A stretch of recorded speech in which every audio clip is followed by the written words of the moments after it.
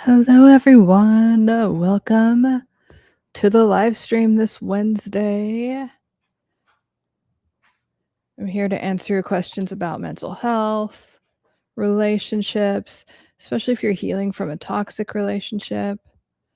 As I pour myself water. But let me know what's going on, and I'll read some of these comments because they're interesting.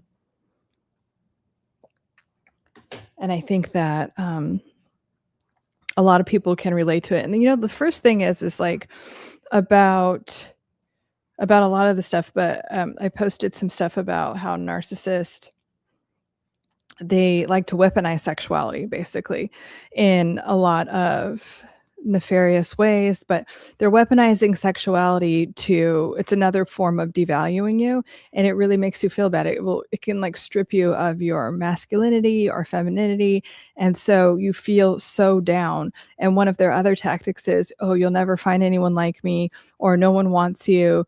And you just start to feel really undesirable. Hi, Bob. Nice to see you. And you start to feel really undesirable. And so it's like a compounded form of devaluing, because you already feel like shit from their other devaluing. Then they are really tearing you down about the most intimate parts of yourself. So, and I had just so many people say, yeah, this happened to me, and I just thought I was the only one. I was going to put this. Sometimes the quality of the videos are better when I have my like other light on. So let me put it on. But yeah, let me know if you guys have any questions. I'm going to do this real quick, see if it helps. Boom.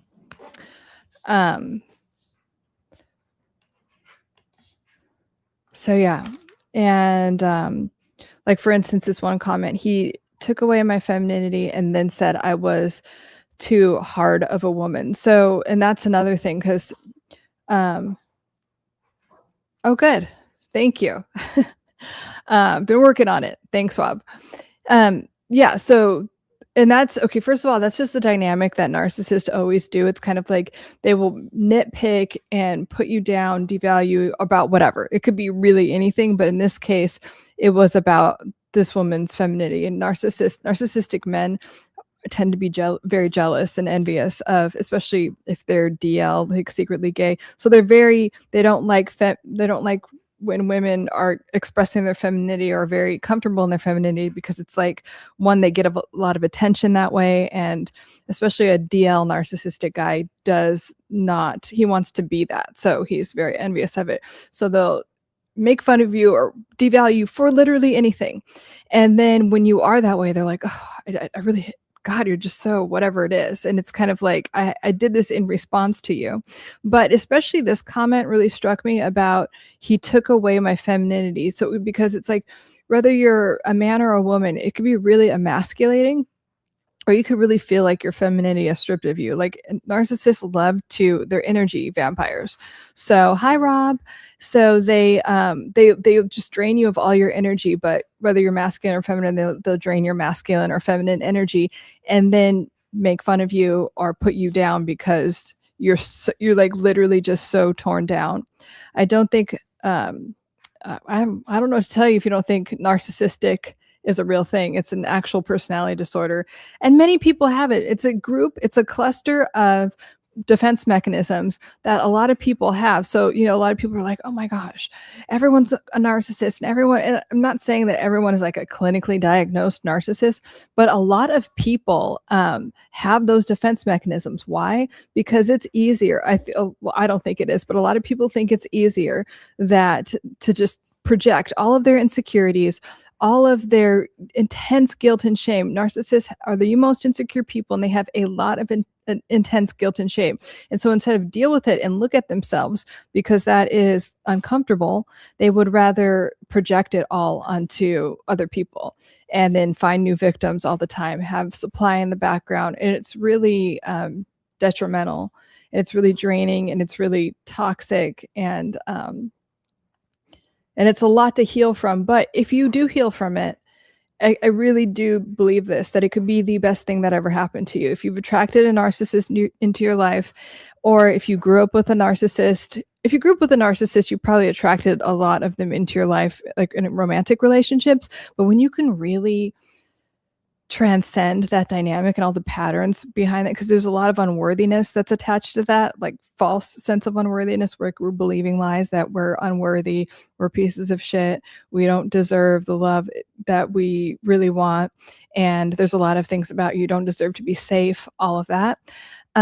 If we can really understand where all that comes from and dismantle it and create new feedback loops around relationships, it can literally be the best thing that ever happened to you. It can lead to the most loving, amazing relationships. You can also really understand your sense of worth.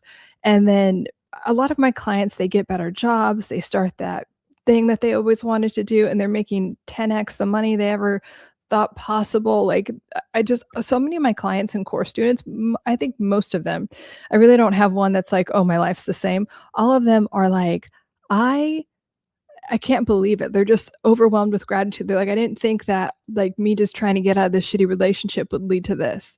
And they're so grateful that they actually did the work and healed from it. And the narcissist is just doing the same shit and their life is worse.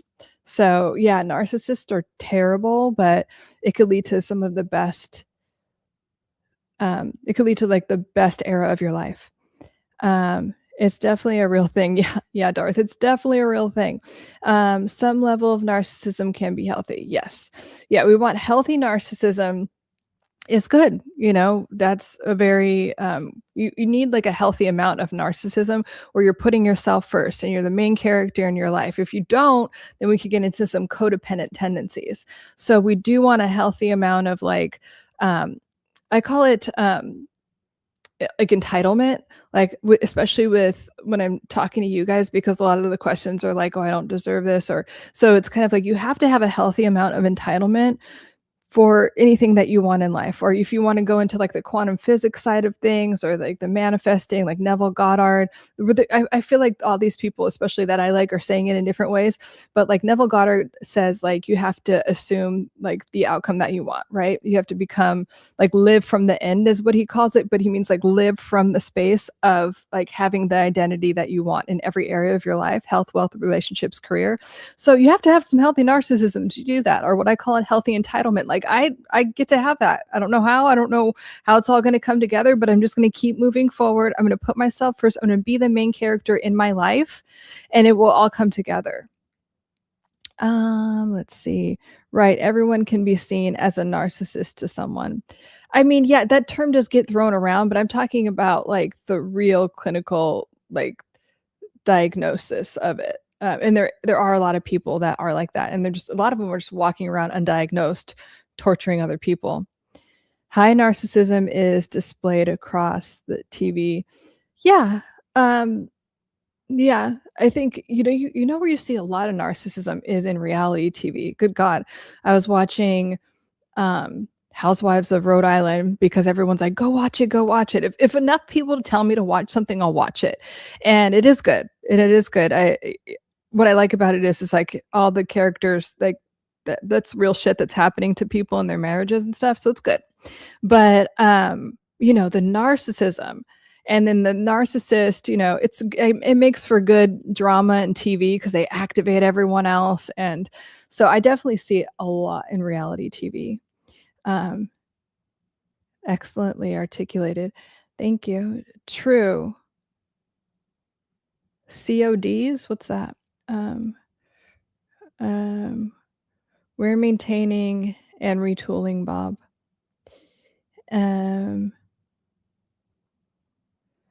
Let's see. With Bob, Penguin Blue, wearing tear. What does that mean? What are you talking about, Rob? Thank you. If you want to stick around after the timeout, Dave, just be respectful.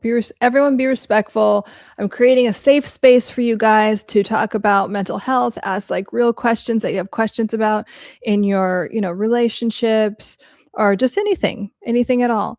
I specialize in helping people get over toxic relationships and narcissistic abuse.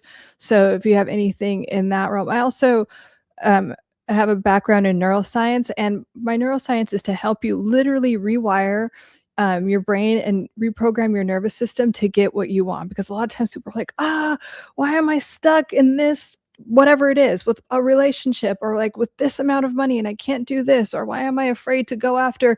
And there's just a little bit of rewiring that needs to be done. There's just some type of base belief, but it's a false belief. So that's why I always say, like, what lies are you believing about your ability to create that business, to have X amount of dollars, to have the real relationship that you want? You have a limiting belief. If it's not showing up in your reality right now, that's okay. We don't need to judge it. But what do you need to look at to dismantle that belief to really have what you want? I posted a video about the wizard Liz, if you know who she is. But anyway, she's this woman that talks about like manifesting and having, and she's like, oh my God, I'm a multimillionaire and I've manifested all these things. And then now she has a baby with this super toxic guy that is highly narcissistic. I think he has like really borderline tendencies. And she literally manifested, she has all these unresolved daddy issues. And instead of looking at herself, I think she's highly narcissistic. And so instead of looking at herself and dealing with them, she's just on the internet talking. And when she talks to her audience, she yells at them. It's weird, but a lot of people love her. And so now she's basically recreated her own trauma as she's trying to give advice to other people. And so someone in the comments was like, she didn't create that. I'm like, yeah, she did. We have unconscious patterning. If we don't address it, if we don't address those woundings, it's no shade. It's no, like, I'm not trying to put you down, but like your reality is reflecting some beliefs that you have. So all I'm saying is like, take a look at what's going on in your life, and whatever you want to change, think about the false belief that's attached to that, and then say, okay, this gets to be different. And really, it's just a decision.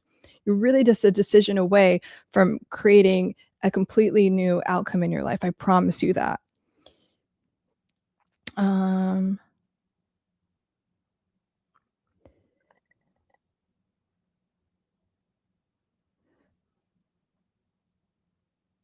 Let's see, Darth. So realistically, only two ways to deal with bullies: either move out or move out other way. Yeah, I mean, so if you have to deal with these type of people, because a lot of us, we work with these type of people. If you have that going on, if you're in a family situation where you feel like you still need to talk to them, I do offer you, ways to cope with that.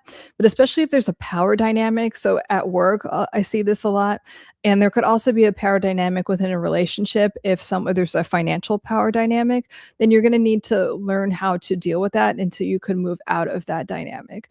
And so, yeah, a lot of it is gray rocking, like not getting, because narcissists and borderlines, I mean, a lot of them that are untreated, they love the drama. They get like this out of it. So you want to just walk away when they're doing that and keep things very bland and boring. If you're co-parenting with one of these people, we're just talking logistics, and that is it. Let's see.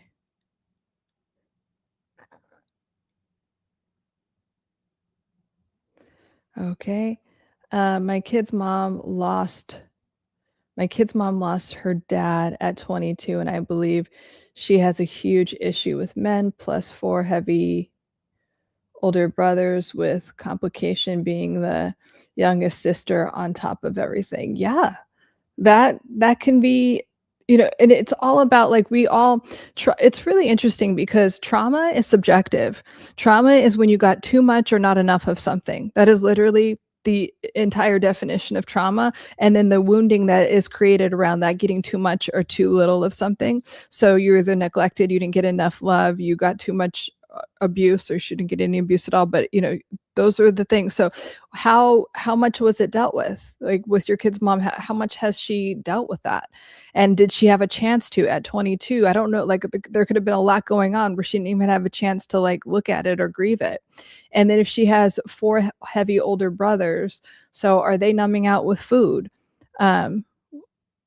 With competition being so like, yeah, does she, and she has 4 brothers that are competing with her, you know, like usually you think when you have a brother or any older sibling, it's like you want them to protect you. So she didn't get any of that. And then a lot of times women think of their dad as like the protector and the provider.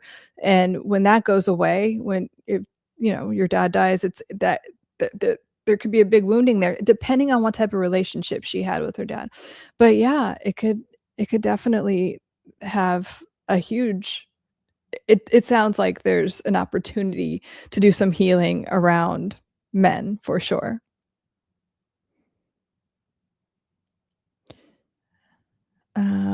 Like subset notifs.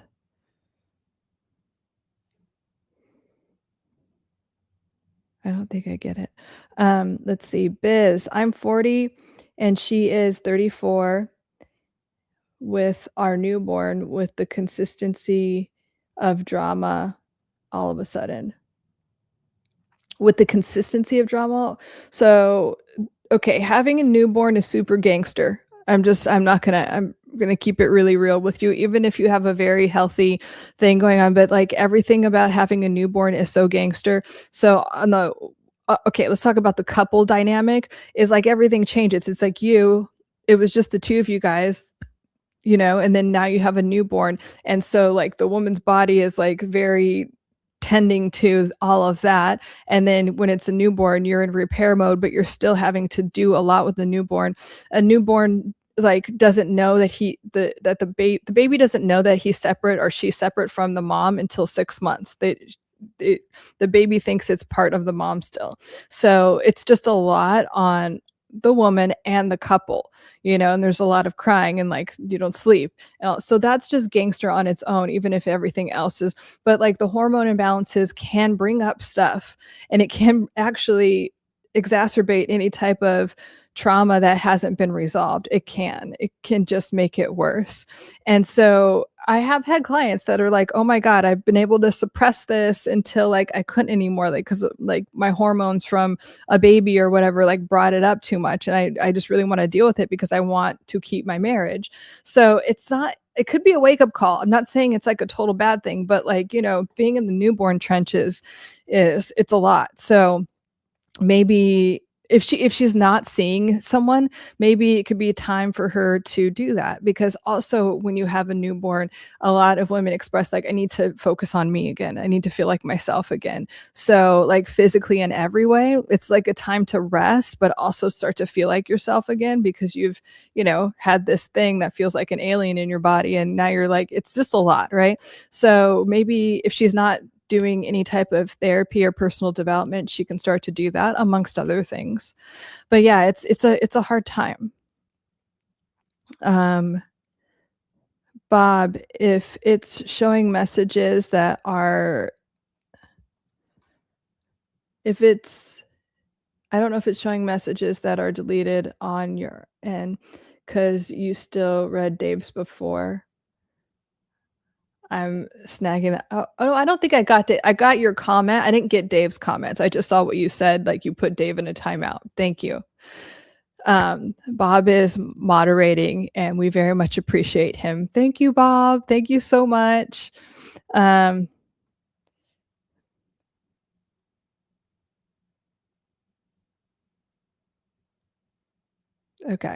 Well, we could delete those too, Bob, from this guy.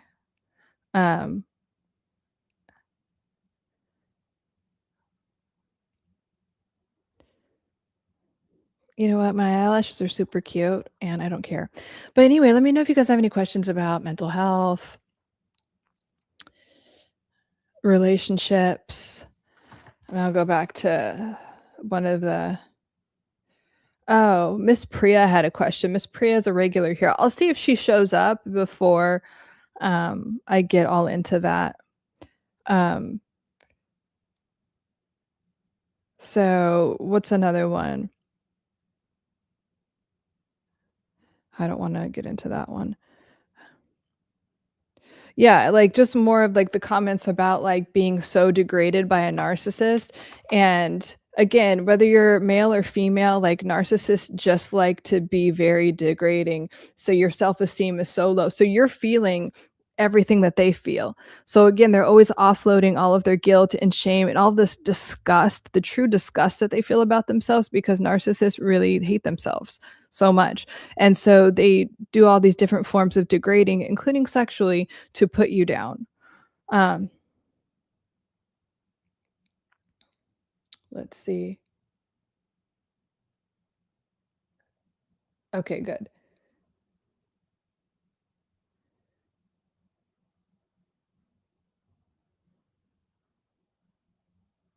Oh, no worry. No worry, Biz.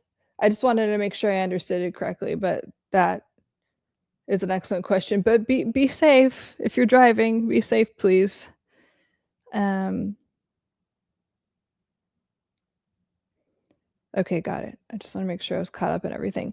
So yeah, like another person was asking about like, yeah, it was really degrading and requesting things. And this happens. I hear this so much. I'm going to try to say this in the most PG way, but like you start dating a narcissist, they're love bombing you, and then it's like you feel this pull, like because you're never like good enough, and you start to feel that, and so you want to like overperform for the narcissist in every way, including sexually.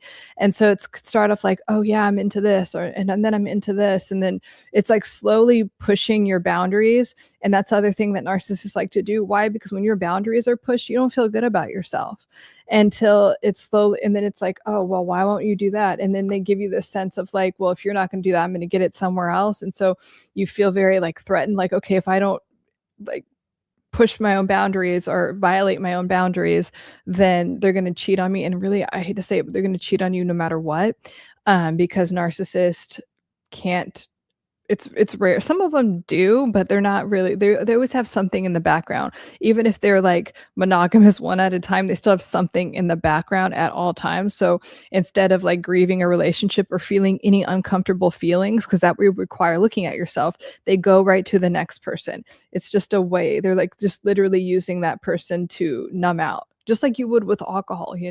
That's another analogy I use, is like narcissists treat people like alcohol. Like, let me take you off the shelf when I need you, I'll have fun with you, then go away, and then until the next time I need you, type of thing. Oh yeah, I was watching that post you made in what are you talking about, Rob? My experience with dating narcissists are that the first like month is bliss. Yeah. Then it's slow, steady decline. Yes, exactly. Then replace before discard. Exactly. That's exactly the cycle. So the bliss is like the love bombing phase, the idealization phase, as it's called in psychology. And they study you. It's like, what do you want? Like, what are you insecure about? What is the most thing that you desire in a relationship? And then they will perform that for you. And that's what I call like they're creating that drug that you get addicted to. So if you want to be married, or you want to, whatever it is that you want someone to support your art career, I don't know, I'm just making something up, but like then they will become all of that. They'll become like the ideal partner and like everything. They're just putting you on a pedestal. And then the devaluation comes in. Then all of a sudden they just start making jabs. Then they just, it's this very sharp, like, oh my gosh, you're like oxytocin, serotonin, you're like addicted to all these hormones that are flowing through you, like the dopamine hits, and then you get this huge like cortisol slam of like, what are you doing? Or they'll like give someone else attention, and it's very dysregulating, right? And then it just gets more and more, and then sometimes they'll go back to, because then now you're jonesing for that drug they created of the love bombing, the idealization. You want that back. You want to feel like amazing again. So they give it to you a little bit, then they'll devalue more, give it to you a little bit. And then all this drama starts until they discard, and then they start hoovering. They come back, they're in your DMs. So like, oh, I miss you, whatever it is. And they'll start the whole process over again. But yeah, and then they have someone in the side always. And then, I've met so many people that are like, oh my God, I didn't know the narcissist I was dating had like, 2 other families across the country. And he just like travels between, creates drama, does the cycle all over again. So he's basically in a love bombing idealization stage with any given partner. And if he has 2 other families, he probably has a lot more other side things going on too. It's crazy. We're talking about relationships, mental health, toxic relationships, healing from narcissistic abuse. Bob, unfortunately, I have also seen so much of this also. Oh, I'm sorry, Rob.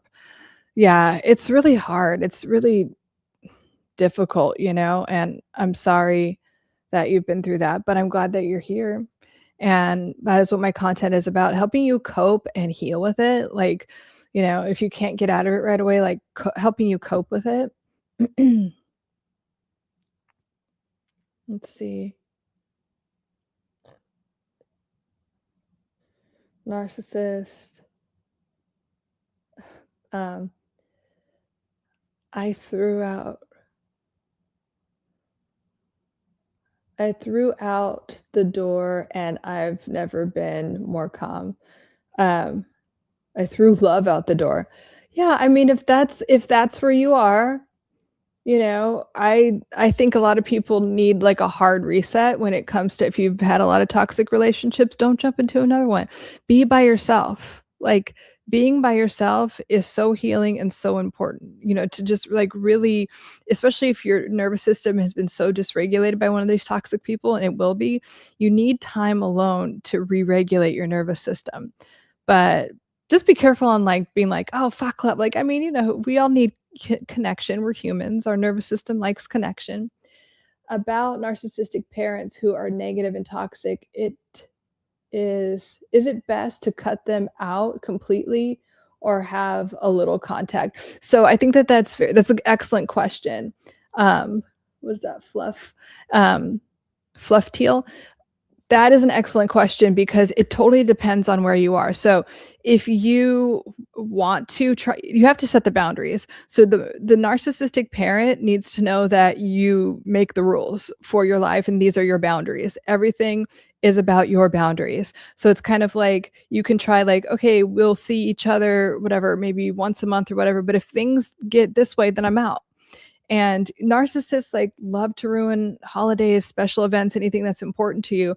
So you could say, okay, I'll see you for Christmas, but if this or that happens, I'm out. Or you could stop by for an hour and see what your boundaries are. But what I would ask you, Fluff, and everyone, is like, what is it positively contributing to your life?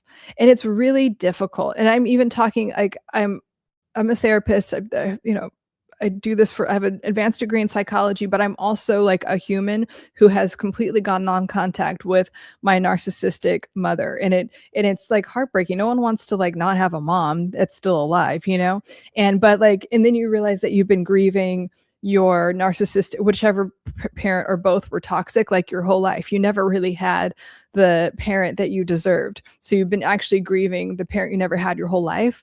So there's that piece. But if it's really just detrimental, if it's doing a lot more harm than good, I think it would be a good time to go non-contact.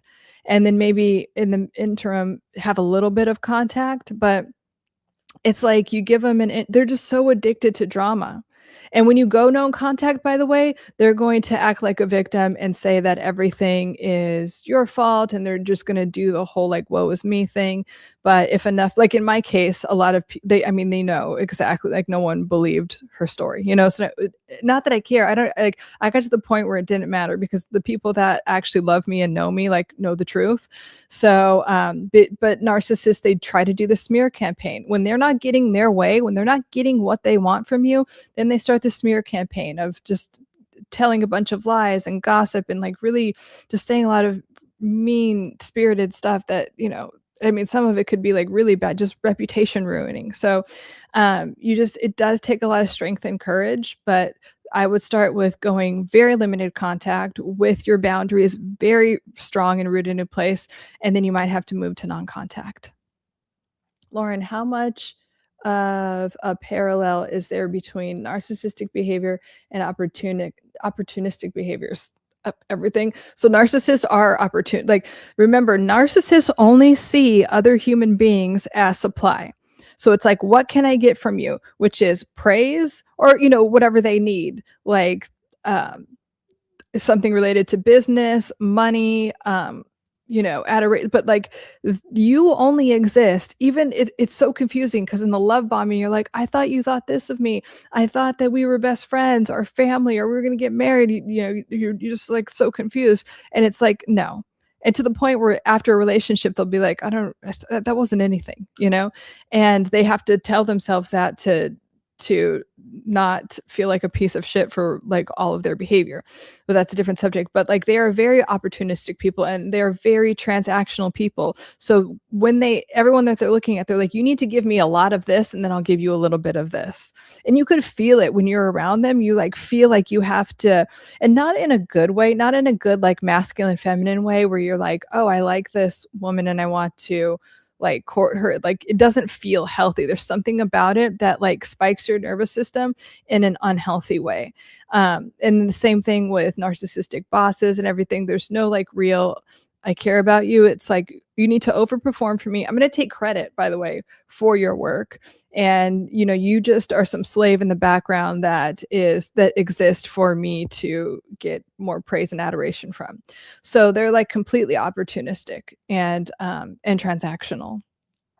BPD Bob. Nah, I'm just here to help. Yes, thank you, Bob. So appreciate your help.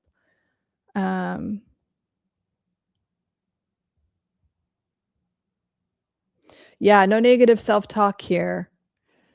What lie are you believing about yourself that you would call yourself stupid?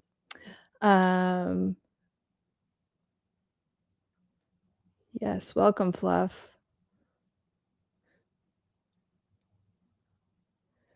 Jesus loves you too. Thank you. I guess you're right if you Yo Menge. I guess you're right if you want to love, you hate, but you have to try to not put other people through something you don't want. Or I don't want to know. I feel like you could drag someone through something both of you don't know what you want. Oh, if you don't know what you want? Yeah, I mean, like, when you're going into a relationship, you should have intentions. Not having intentions or if someone I mean, I always tell people this, if someone's like if you're dating and someone's like, "I don't know what I want," leave them alone. Leave them alone. You don't want people who don't know what they want because then they'll end up using you or be really confusing. But relationships should be a safe place, like a safe like couple bubble as I call it, because relationships bring up the things that you need to heal. They always do. Your work relationships, your relationships, romantic relationships, your friendships, they will show you things that like, oh yeah, I need to look at that. And you should have a safe space to have healthy conflict resolution with someone. If you have like a friend or if you're in a romantic relationship or anything, and it's like, it's just rage when you try to, or you just have to, maybe you just say something stupid, right? Like we all do, or, just anything that comes up. If the other person just starts raging and bullying, and no, cut people off like that. And it takes a little bit of practice. Like even me, even knowing that logically, I've still given people, especially if you're an empath, I'm like, oh, okay, or I'll take all the blame and everything. Nope. When someone shows you who they are, believe them.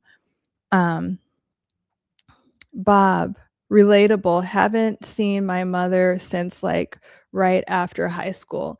It's been much more peaceful. Yeah, Bob, I'm with you.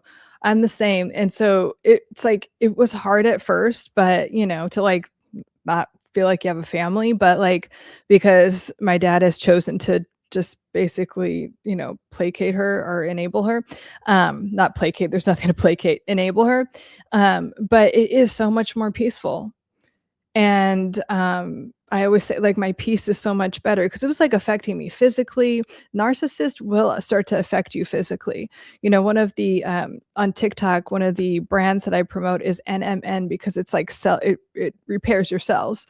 It's like NMN is what makes NAD in your body, and that's like the youth molecule, right? So, but when you are in a toxic relationship, that shit plummets like immediately. That's why you look worse, you're just tired, and they drain you of your energy. So you're like, they try to keep you up and like wake you up, like just physically, emotionally, mentally. So it does have like a huge impact on your health. And so it did for me. And so all of my peace came back when I went non-contact with my narcissistic mother and drew some hard boundaries with the enabling father.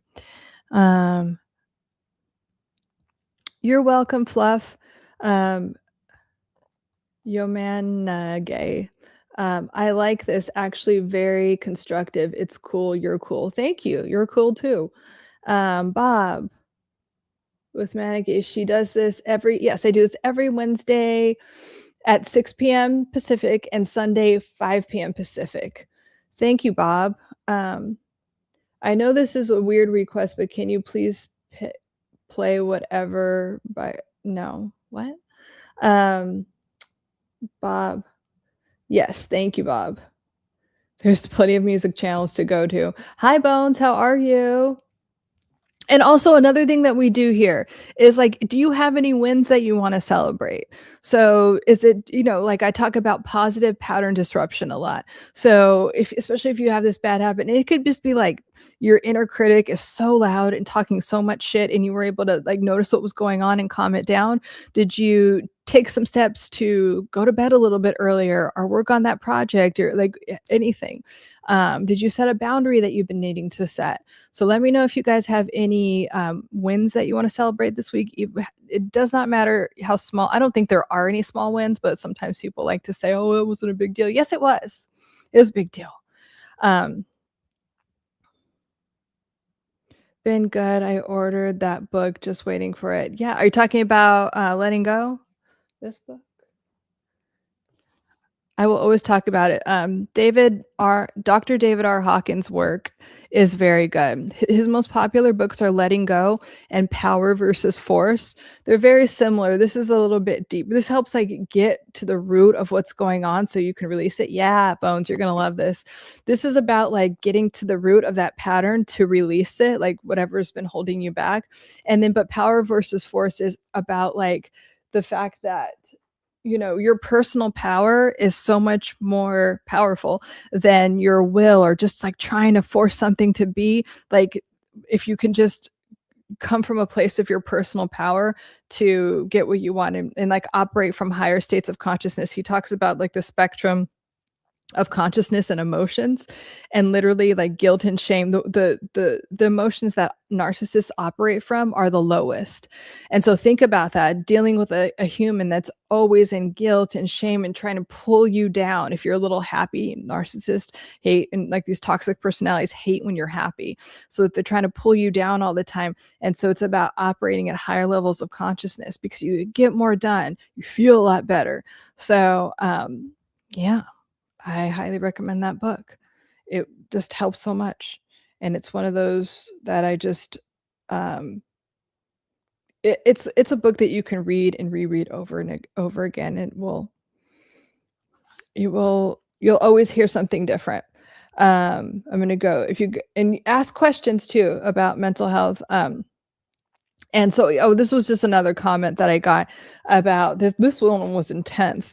Like this lady was just like, this guy had like literally over 15 kids with different like sex workers and criminals, and but he also targeted those type of people because why? Like people are very like sex workers and like drug addicts and like they have like deep addiction issues, and they're easier to manipulate and control, but also their self-esteem is very low. If you're someone, we talk about this a lot, like being in recovery, being clean and sober, but like those compulsive behaviors and addictions are trying to numb something out that's very painful.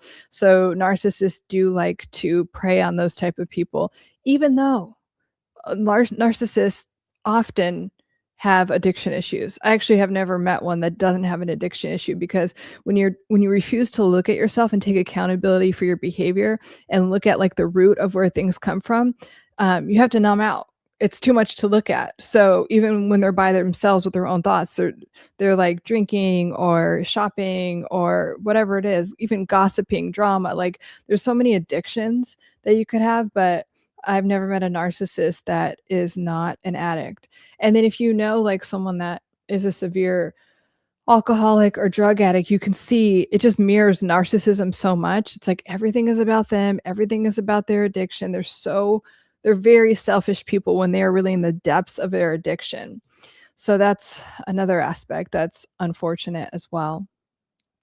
Let me see other comments that I got that I wanted to address. And like this other thing that I always get is like, you know what? We need to take these people down.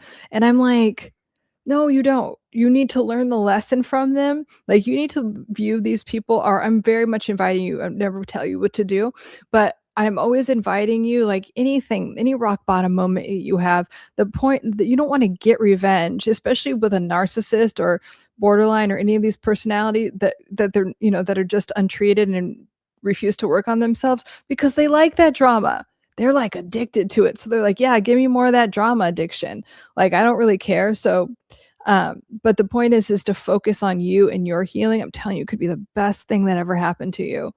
Like healing from one of these toxic things or any rock bottom moment could be the best thing that ever happened to you guys.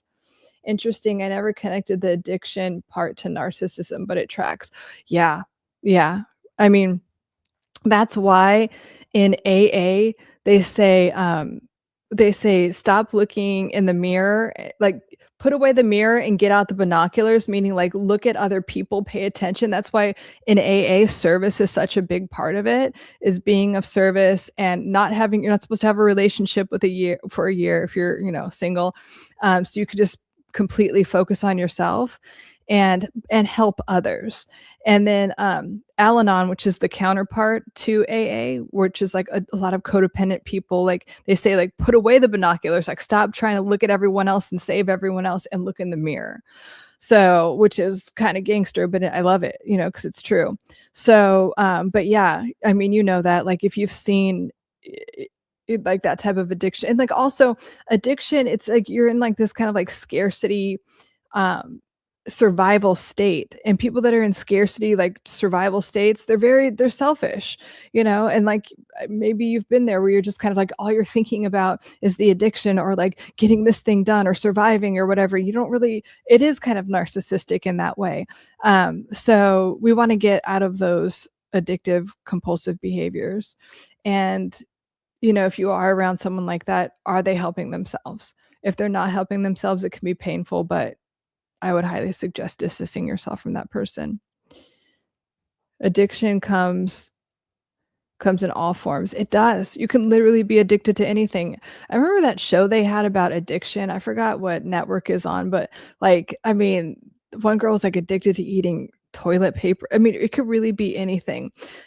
All addiction is an it's not even an inability, because it's defined as an inability to be in the present moment, but really it's like a not being willing. I would like to put it that way, because you can get over an addiction. So it's not being willing to be in the present moment. So you're trying to numb out. There's something that you don't want to look at, something that you want to suppress and numb out to.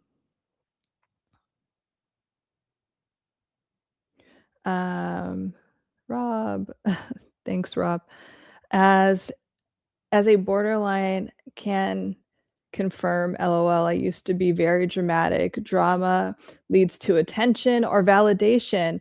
Was difficult to separate that. Yeah. And then, when you're in the throes of it, like when you're untreated, and I see this a lot more with borderline people, like I'll have more people that are borderline be like self-aware and want to fix themselves, like, than narcissist. But, like there is like some kind of high that borderline people get from that, and the drama is like a form of attention. And the other thing is like even the drama, like the difference I see also with borderlines people, and I'm not saying that you did this, Bob, but like I do think it's interesting, because I was dealing with a client earlier today who we were talking about this, is that they use their their sexuality to just, like, numb out or to like, they'll be mad at and this is bad, but, like, they'll be because they cheat a lot, they'll be mad at their partner, and then they'll go bang someone else and just to feel better about themselves, but then someone that but, like and it's almost in a way where they know that they're gonna get caught, and then the drama flares up, and there's, like, this high attached to the drama, um, and but I it so both narcissists and borderlines, like, really love the drama, but in different ways, I've noticed. But there is an addiction to the drama, and so when you start to work on yourself, like, you don't even it falls away, you know what I mean? You don't even wanna you're not even drawn to the same type of television, you're not drawn to the same type of people, your tolerance for things gets really low in a good, healthy way. Um,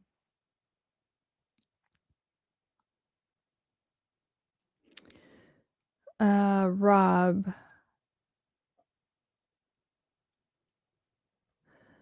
let's see, Bones, I thought you were talking about the show yeah, that's the show, Intervention.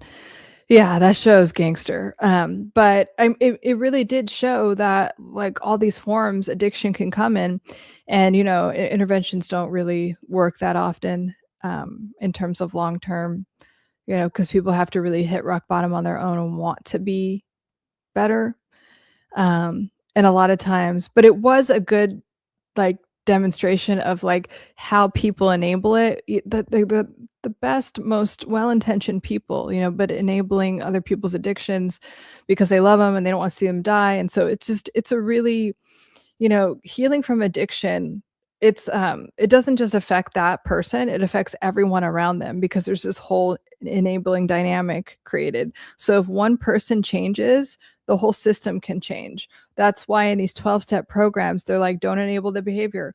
Don't let them in. Don't like," they're just like be lovingly kind of detached, right? You're not like kicking them out, like, "Fuck you," like trying to bring up any guilt or shame, but you're not enabling the behavior. It's this really neutral place you have to be. Um, Bob, don't worry, I won't be offended by generalizations or okay, yeah. Yeah, no, but it is, but it is interesting that like there's a much deeper deeper, yeah, I guess willingness to work on themselves with borderline people. And I think that because they don't I think what's missing is like well, there's differences obviously, but they don't completely view everyone as supply. They still do there's still points, especially if you're like deeply untreated, where it's just kind of like, what can I get? There is that transactional thing, but there is the ability to have like a little bit more empathy and want to get out of these chaotic dynamics where you're seeing everything in black and white and you're creating all this drama around you and you're creating a lot of duality around you, like you're telling this person this, you're telling that person, so there's just a willingness to change more. I have a lot more people that have been diagnosed as borderline, and then I've had a few people tell me like, oh, I've worked with other therapists that tell me I have narcissistic tendencies. Fine, but if you're highly narcissistic, yeah, it's not going to work. But what narcissists do a lot of times, especially the covert ones, is that they go to therapy and they either just talk a bunch of bullshit, they don't actually do anything like real productive, or they hire like someone that will enable them. Like I've met like a lot of especially if someone's wealthy, it's kind of like, "Oh, yeah, I'll pay you to just basically co-sign my bullshit." So the therapist will take that, because when you're a therapist or any profession, like, you have clients come and go, right? And so I think that that covert type of narcissist that goes to therapy, like an unethical therapist or psychologist will be like, "Yeah, sure. Yeah, I know you don't wanna change, but sure, I'll take your money." I don't do that. Like, I'll tell people, I can or I can't work with you. Um, so let's see. Think I missed something. I'm right here right now. Starting to realize healing comes from within. If you're broken inside, it has to be. Oh, yeah. Everything is from within. It all starts from within. Everything that you want, like, the saying, the Bible verse, the kingdom is within.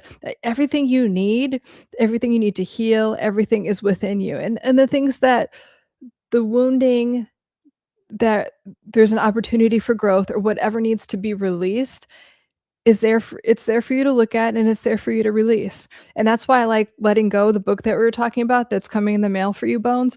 It's like there's nothing to fix, there's just something to release. Like if you think about it that way, it's like, okay, I've had this old pattern and I can let it go now. But yeah, it's all internal, and then all everything that you want is within you too. It's not out there, it's not from someone else, it's all within you too, and you can create that at any moment. That's why now, like, if you look at my content, it's about, like, what we've been talking about, like, toxic relationships and stuff like that, and the other part of it is, like, really letting you know that if you shift your mindset, you could literally have anything that you want, and it doesn't take that long. And that's another reason I love Neville Goddard and his work. His main I was just listening to one of his, what was it? It's, the the Neville Goddard collection in general, The Power of Awareness.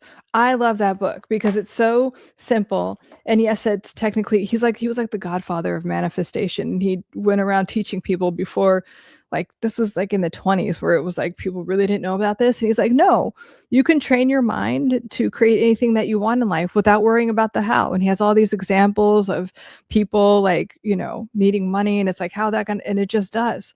It's like if you can focus your mind, and he uses a lot of Bible quotes, but even if you're not into the Bible, and like, but I just the referencing is good, but like it's so true that I want you to know how powerful your mind is. And sometimes in these toxic relationships, or your just own inner critic being so mean to you, you forget how powerful you are. So, um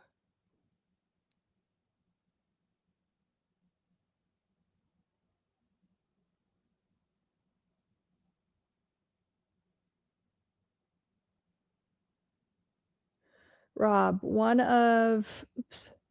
big mistake I've made when I'm triggered by my toxic wife at times, I get told I'm this and that when I'm not. They like to do that. They like to tell you exactly what you're not, and you're like, "Are you crazy? You're Of course I'm not."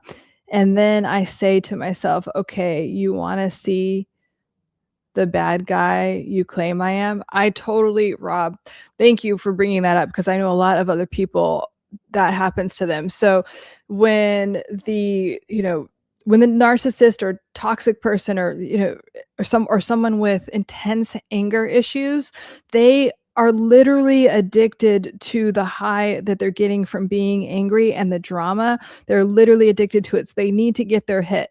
And so they know what will trigger you. And so it's like, I know if I tell him this, like, it's going to trigger him.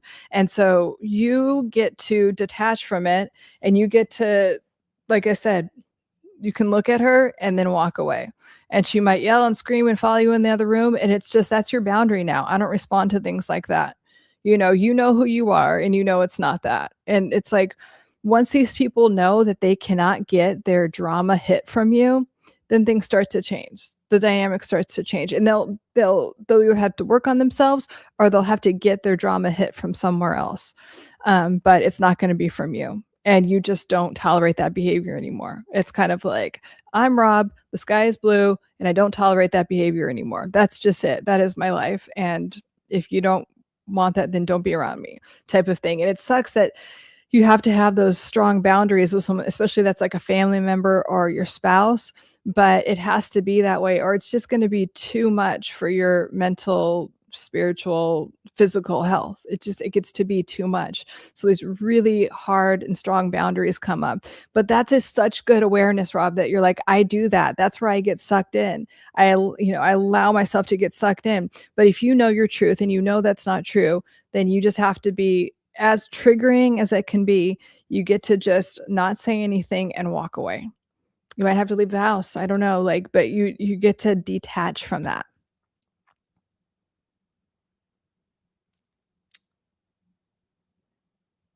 Let's get rid of this, Bob, what is this Nate guy doing? I'm gonna delete this comment because 'cause I'm not into it.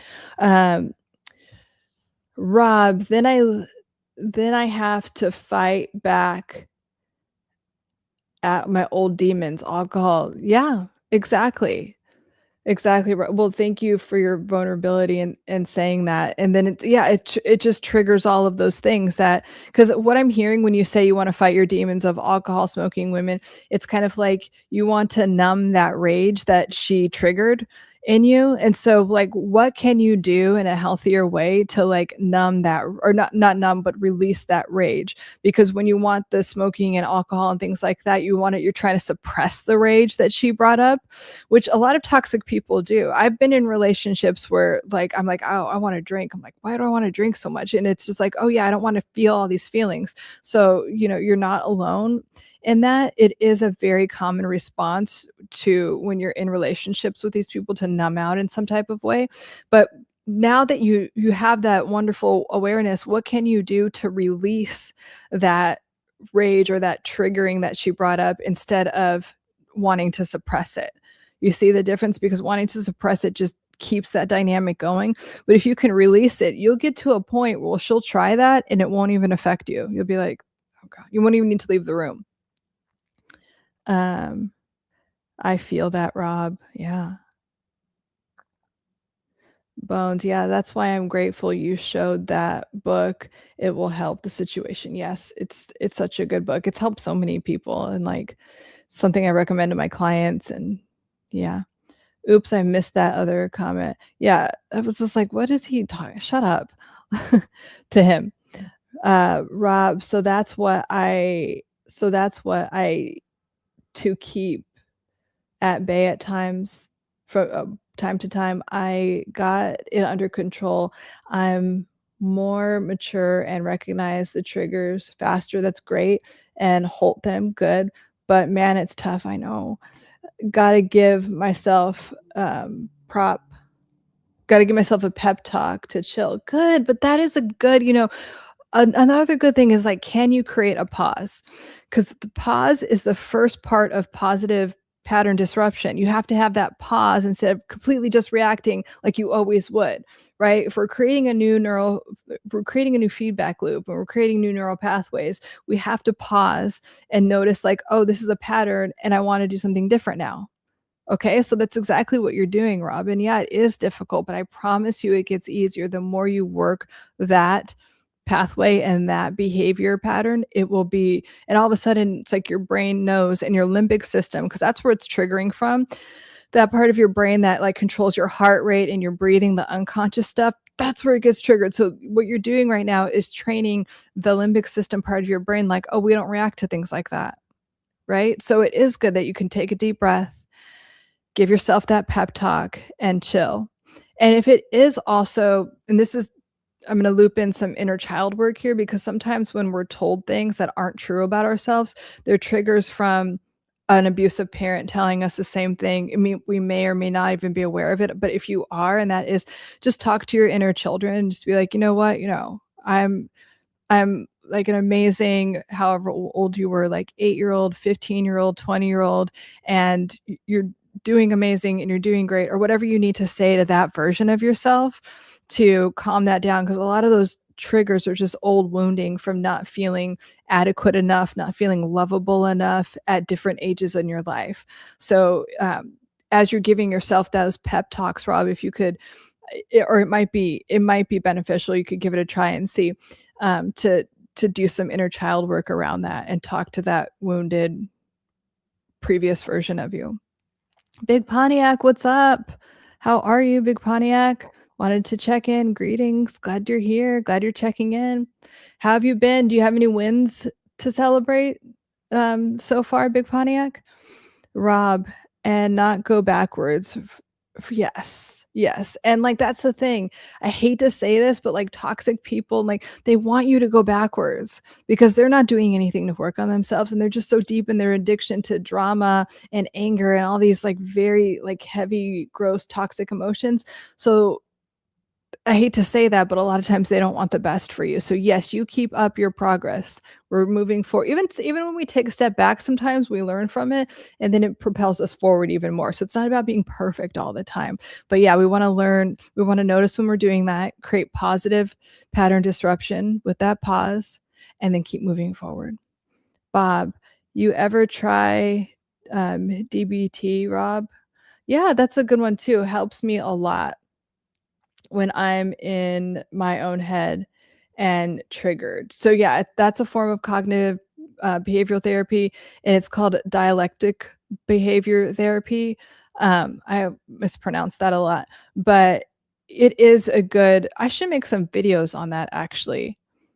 I'm gonna make myself a note. Thank you, Bob. That's actually a good idea, a good thing to make videos about. DBT, DBT therapy, because there's so many different ways you can do it depending on what's going on.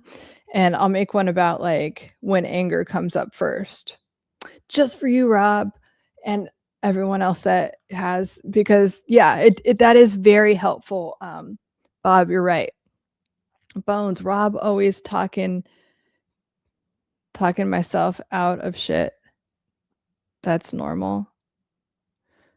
Oh, yeah. Rob was talking myself out of shit. Yeah, right? Because you have this inner critic that is trying to keep you down, and that's really just a big cluster of like old beliefs that aren't serving you. They're fear-based beliefs, and your inner critic is like, yeah, like go, like wants you to do the thing that is not good for you and wants to keep you down. So if you could just pause and be like, okay, I don't really need to listen to my inner critic right now. What is the highest and best thing that I could do for myself right now? Like what would actually be most beneficial to my mental, physical, and emotional well-being right now? Um,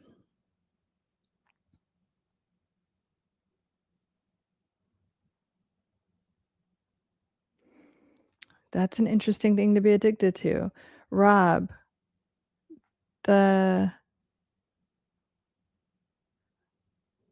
Bob what's DBT, but yeah, talking to self is chill, better than other alternatives. Yes. It's definitely better than other alternatives. Like an arrow rest in your shin. What's that mean, Bob? Like an arrow rest in your shin?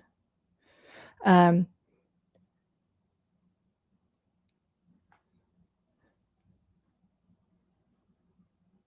okay, thanks. I'm surprised it's no, I don't see Nate's stuff anymore. Deleted. Um, Bob, come on, man.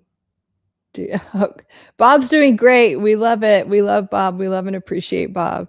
Dialectical behavioral therapy. It's the sensory stimulation and awareness techniques. Yeah. I do more DBT stuff when I'm trying to get you guys to create a new pattern like around what you want in your life. But of course, you know, it does work in situations like that. All right, yellow metal. Um,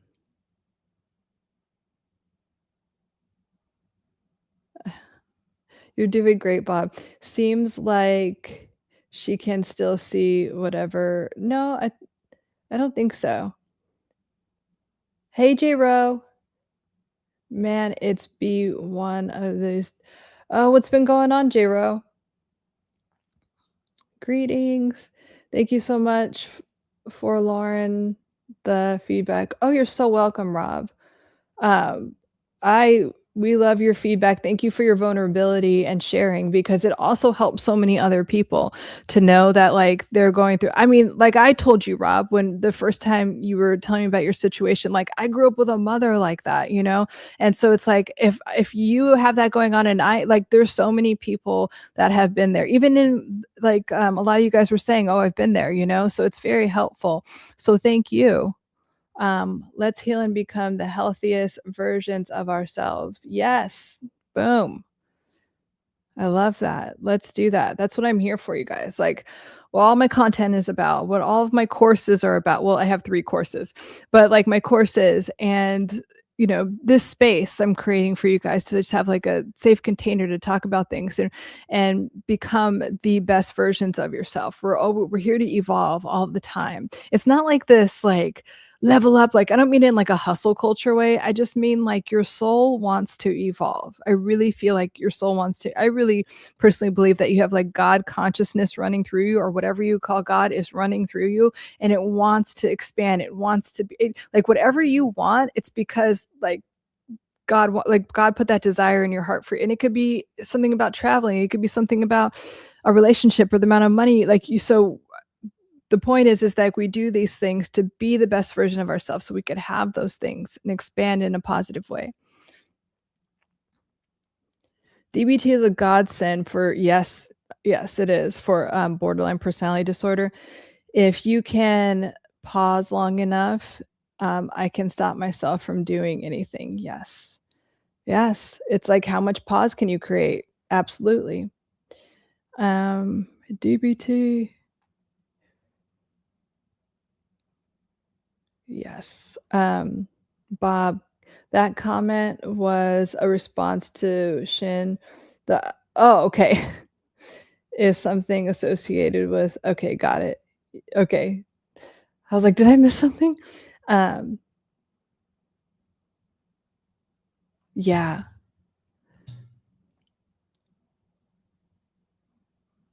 Awesome, you guys.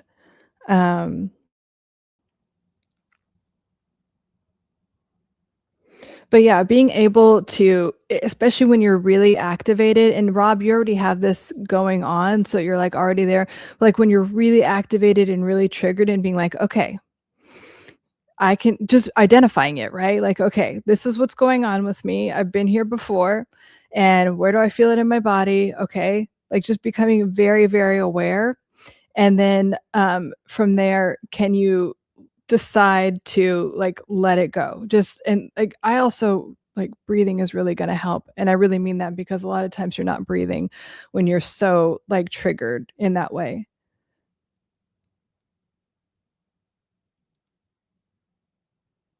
Oh, thanks, Bones. I hope you have a good night too. Take care, Bones. Pleasure to have you. Yeah. Let me know if you guys have any other questions, or I'll wrap up. Excellent questions, and thank you for sharing. And again, I'll be here again on Sunday at 5 p.m. for Soothing Sundays, where we get ready to have an amazing week. If there's any Sunday scaries that come up, we get rid of them on Soothing Sundays.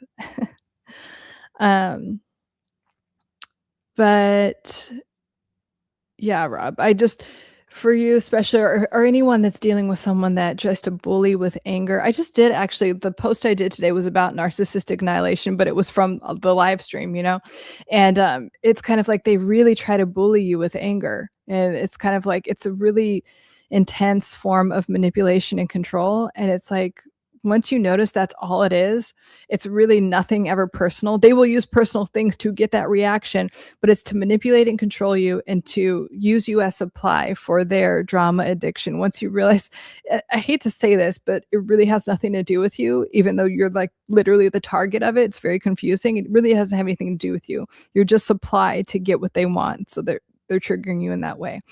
But once you can see it for that, it's a lot easier to let go of. I'll be waiting for the book. Yes, I can't wait to hear how and just savor the book. Like just, slowly. It's a lot to like, I mean, like a lot of light bulbs go off, I feel like, when you're reading it. Lauren, Soothing Sundays. Yes, that's Soothing Sundays. Well, again, let's thank Bob for helping moderate. I so appreciate you, Bob. Thank you so much. I didn't know how much I needed that, but thank you. I so appreciate you. See you all. There's okay. Have a nice week. Yes. Narcissistic annihilation. Interesting. I have never heard of that term before. I'll look it up. Oh yeah, that is when you confront a narcissist and they have nowhere, they can't manipulate or control. Like they have to they can't even gaslight a little bit, and they get really upset. They're like, okay, fine, can you just stop talking about it? I'm like, no. And so you have to be like, yeah, no, you did that. And then it's literally like they're dying because they hate taking accountability for anything, and it's like they're experiencing death because it's just so much. It's like this implosion of guilt and shame, and they don't like it, and they will probably start to rage. Salute to Bob, yes. J-Ro, off topic.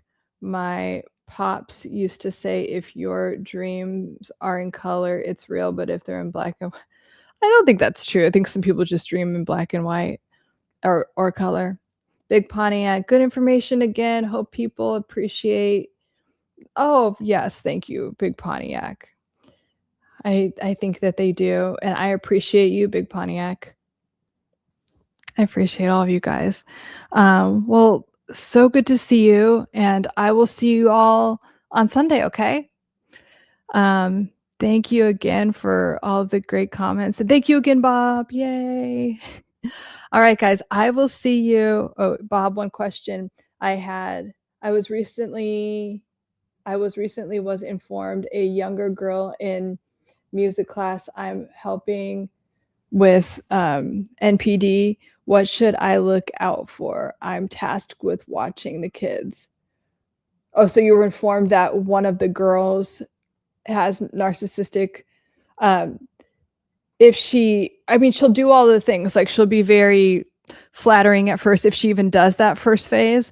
But because if you're an authority figure, so are you the teacher in the class? Because if you're an authority figure, she'll either like kiss up and do all the things, or or she'll go straight to like smear campaigning. And so just look out for any of the manipulation and control tactics, and also look out for, if she has any flying monkeys, like any enablers in that way. And borderline people, especially if there's a power dynamic, she should be contained if your boundaries are very strong. If your boundaries are super strong and you just ignore her when the manipulation and those tactics come up, just literally like don't give it energy, it should be able to be contained, because you're not like in that close of a relationship. If she's just a student, then it should be okay. But yeah, I would look out for those things. Just trying to be a little bit too friendly, trying to pit kids against each other, and like if she does have enablers, watch out for them. If she's bullying, some of them like to bully. So and then just have the boundaries really strong. For boundaries, got it. Just was worried about being more sensitive because she's younger. Yeah, I mean, just be very strict with the boundaries, and then also, just make sure she doesn't accuse you of anything, like that whole thing. I mean, I actually feel like borderline girls do that a little bit more, but you just never know, like, because narcissists, they don't like authority figures, so they try to take authority figures down sometimes. But she could be a covert narcissist. You don't know where she's leaning, but you just look out for any of those normal tendencies. But especially if she's just trying to get you to just really, love her so much, really be aware. Just treat her just like the color beige. Just be the color beige. These are your boundaries, and you are so boring, and you're just there to teach. Then she'll find a new victim. Hopefully not anyone in the class. Or hopefully she'll just get better. It's sucks, because if a kid has borderline tendencies, it's not because they had, or they have a great situation going on at home. That's never the case. So that's unfortunate too. That's also something to keep in mind about what's going on at home, or, she's probably not coping with something properly, or she has very enabling parents that worship the ground she walks on. Those are the two ways that borderlines are created.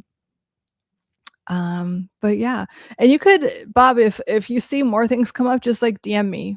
We could chat more about it offline. But great question. All right, guys. So good to see you all. And I will see you Sunday. Thank you again, Bob. And yes, have a beautiful, blessed rest of the week. And keep your mind, like I always say, keep your mind focused on the outcome that you want. Ignore the rest of the bullshit. I don't think I've heard of attractor dynamics. Maybe I have. I'll look it up and I'll talk about it on Soothing Sundays. How about that? But I'm going to wrap up for now. Love you guys. Bye.